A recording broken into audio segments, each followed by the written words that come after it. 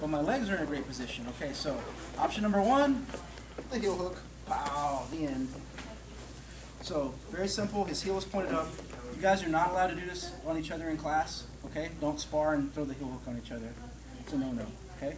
The reason is, it's not so, a lot of times it's not because I can't control the technique, but because he'll flail around. Any like false move is like big damage to his knee here. So that being said, you still want to have some knowledge of how to execute it for, you know, self-defense, competition. So you're clamping down with my arm, his heel is open. I go with my wrist right here, palm to palm, and then you're rotating this way. Just like the other one, the more bent his leg is and the more angled off I am, this would be the best, okay?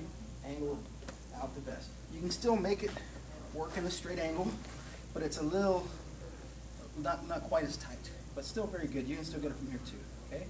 Toe hold, same idea. What we want to do with toe hold, if the leg is bent, I want to make it bend more. So I just, if I was hugging it here or whatever, I'm just going to grab the top of his toes. I'm going to push his foot down so that it makes like a 90-degree angle, okay? And then what I'm going to do is I'm going to roll back to that direction until his toes are planted on the ground. You guys might want to get to where you can see that we're going to be working the leg on this side. So, how do your knee go? Okay. You got to do this real slow because you can really hurt the ankle. What you're going to do is you're going to rock to the side until his toes are planted on the floor right there. Now there's kind of like a grounded position for his foot for me to work with. Right? So what I do is I rock up to my elbow and I sit up and I grab my own hand. It's much like I do an Americana or more like a figure four.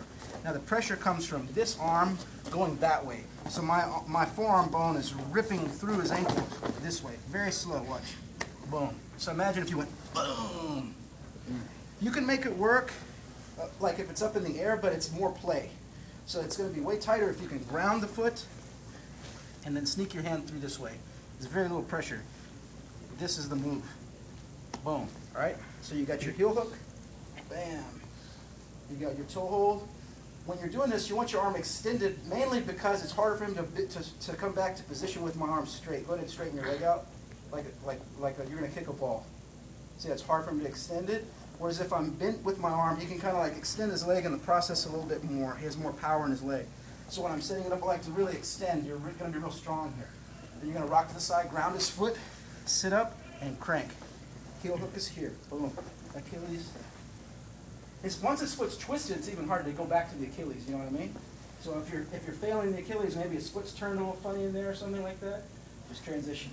Heel hook, push, ground it, toe hold. All from the high side. That's going to be your strongest positions. So now you got to see why we stretch the legs before class.